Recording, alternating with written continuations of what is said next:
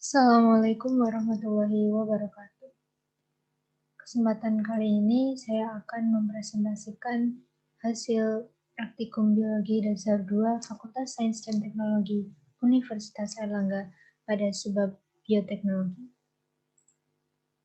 Pertama, kelompok kami terdiri dari 6 orang, yaitu Siti Sri Wahyuni dengan NIM terakhir 022, saya sendiri Mutia Rahman dengan NIM terakhir 023, Via Niswatus dengan NIM terakhir 024, Juan Alvinsyah dengan NIM terakhir 025, dan Diah Adiati Arifiani dengan NIM terakhir 026, dan Sirila Reida dengan NIM terakhir 027. Tujuan daripada praktikum kali ini ialah untuk mengetahui cara penerapan bioteknologi melalui fermentasi anaerob pada proses pembuatan tape dan tempe. Yang kedua, mengetahui fermentasi mikroaerofilik dengan oksigen terbatas pada tempe. Yang ketiga, mengetahui peranan organisme Saccharomyces cerevisiae dalam peragian tape. Yang keempat, mengetahui peranan organisme Rhizopus oligosporus dalam peragian tempe. Dan yang terakhir, mengetahui faktor-faktor yang mempengaruhi proses fermentasi pangan pada pembuatan tape dan tempe.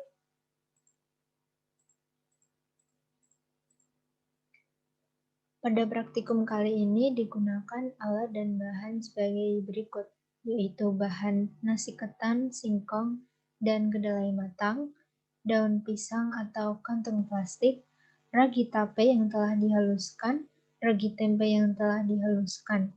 Dan alat yang digunakan ialah kompor, panci kukus, penyaring, piring, pisau, sendok, toples, bakul, dan centang.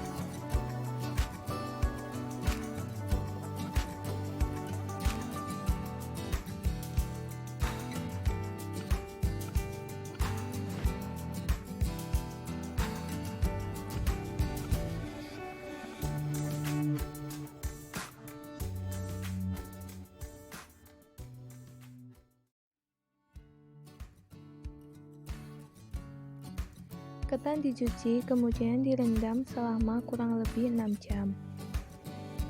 Setelah itu, ketan dikukus.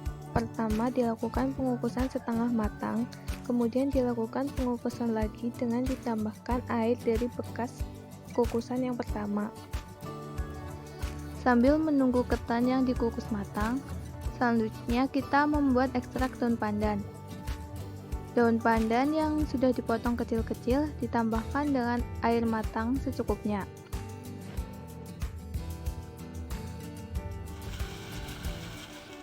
Setelah itu di blender dan disaring untuk diambil air dari ekstrak pandannya.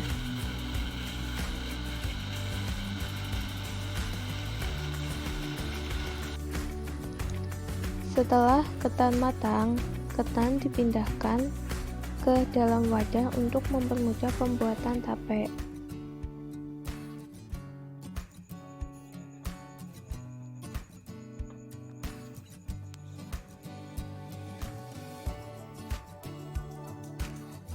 Setelah itu, ketan diberi pewarna dari ekstrak pandan yang tadi sudah dibuat. Kemudian diaduk sampai warnanya merata.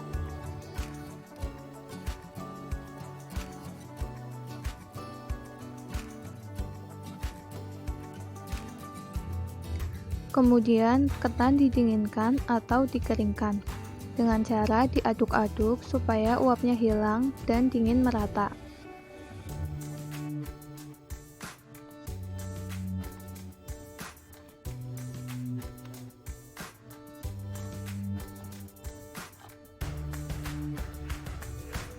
Setelah itu, ketan diberi ragi yang sudah dihaluskan. Ragi ditaburkan secara merata ke seluruh bagian ketan. Ketan juga harus dalam kondisi dingin, karena apabila ketan dalam kondisi panas akan membuat jamur dalam ragi mati, dan proses fermentasi tidak dapat berlangsung.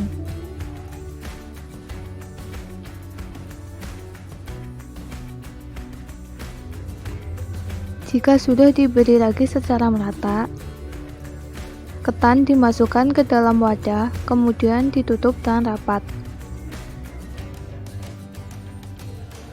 Setelah itu diinkubasi di tempat yang gelap.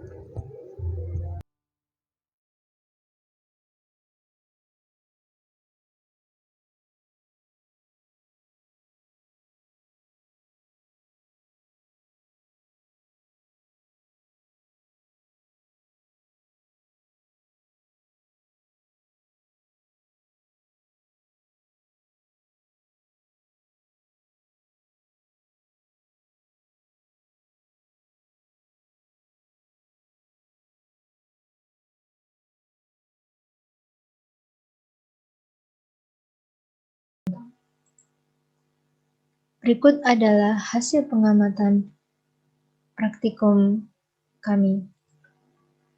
Yang pertama ialah pengamatan pada fermentasi tape singkong. Pada pengamatan ini dilakukan pengamatan sebelum peragian dan setelah peragian pada hari ketiga, hari keempat, dan hari kelima. Sebelum peragian, kematangan tape singkong ialah matang, rasanya khas singkong, aroma khas singkong, warnanya putih tulang, dan teksturnya lunak. Pada hari ketiga setelah peragian, kematangannya bertambah dan rasa berubah menjadi rasa khas tape dengan sedikit manis asam, aroma khas tape, warna berubah menjadi kekuningan, dan teksturnya lunak dan berair. Hari keempat, tape singkong bertambah lagi kematangannya, rasanya khas tape manis asam, aroma khas tape, warna menjadi kuning pucat, dan teksturnya lunak dan berair. Lunak dan berair ini juga bertambah dari hari sebelumnya.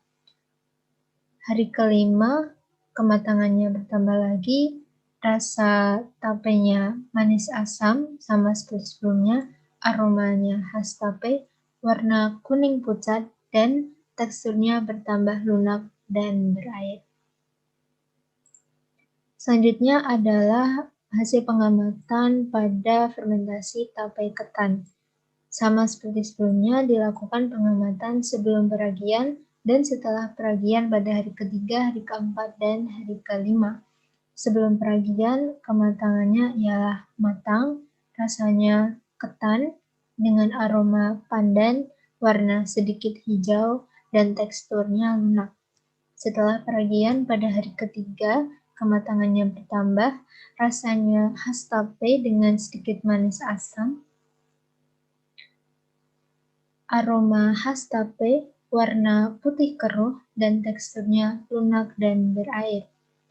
Setelah peragian pada hari keempat, kematangannya bertambah lagi, rasanya menjadi bertambah manis dan asamnya, aromanya khas tape, warna putih keruh, dan teksturnya bertambah lunak dan berair.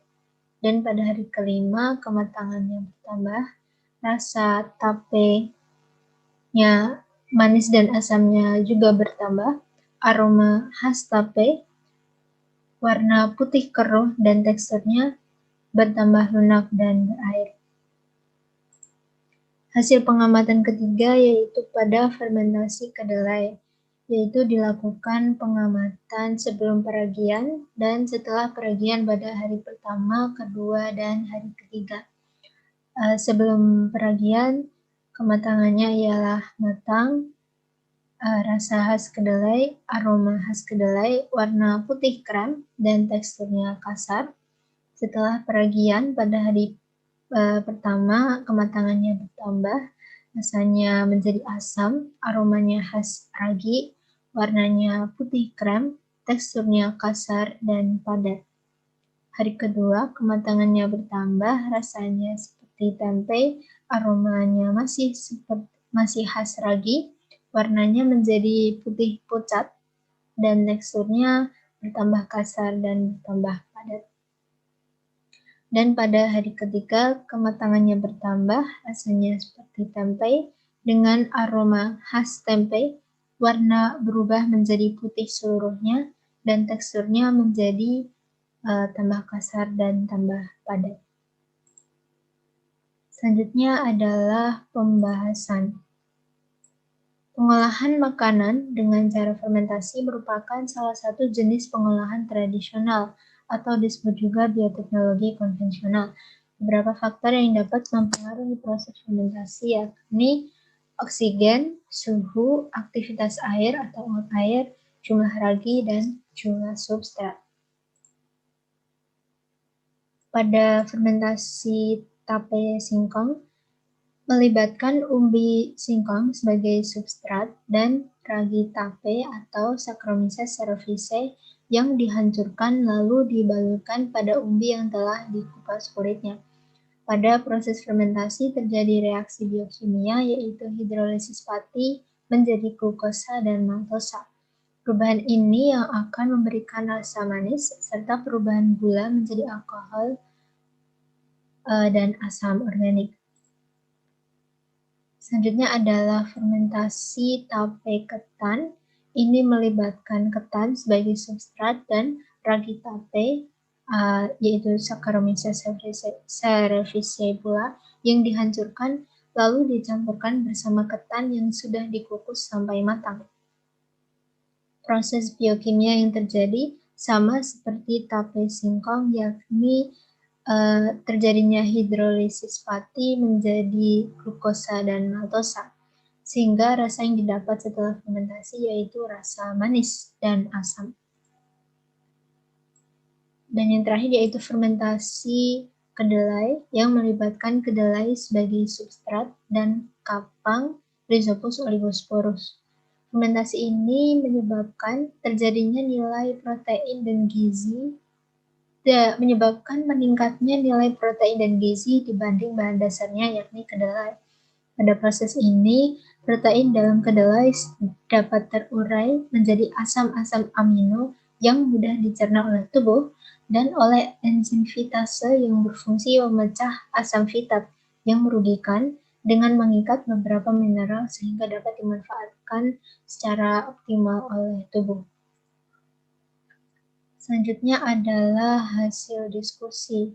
yaitu yang pertama mengenai proses fermentasi tape. Proses ini dibantu dengan enzim amilase yang mengubah amilum atau pati menjadi maltosa, kemudian maltosa diubah menjadi glukosa dengan bantuan enzim maltase. Glukosa akan diubah menjadi alkohol dan karbon dioksida sehingga alkohol tersebut merupakan hasil dari fermentasi tape. Kemudian yang kedua adalah proses yang terjadi pada fermentasi kedelai juga, yakni kapang yang tumbuh di kedelai menghidrolisis senyawa kompleks menjadi senyawa sederhana yang mudah dicerna dan diserap oleh tubuh. Kemudian yang ketiga, alasan mengapa dalam pembuatan tape harus dilakukan secara rapat, yakni agar fermentasi berlangsung dalam kondisi anaerob obligat atau sama sekali tidak melibatkan oksigen.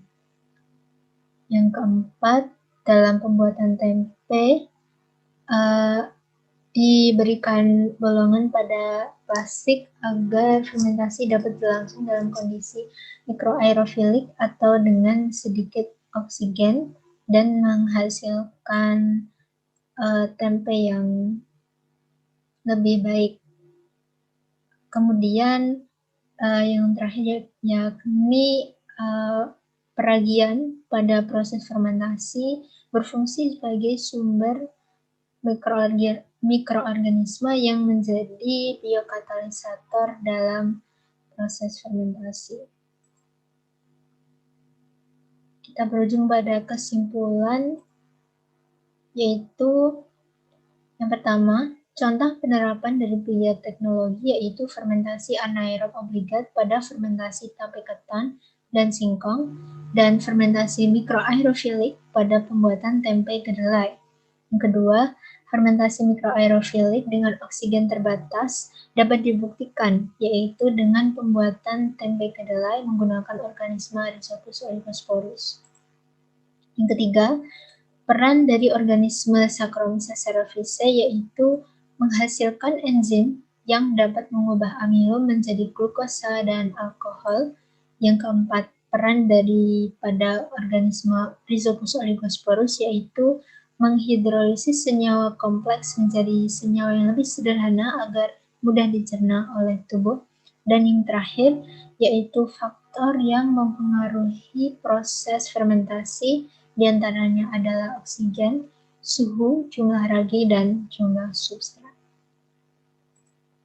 Sekian yang dapat saya presentasikan untuk praktikum bioteknologi kelompok kami.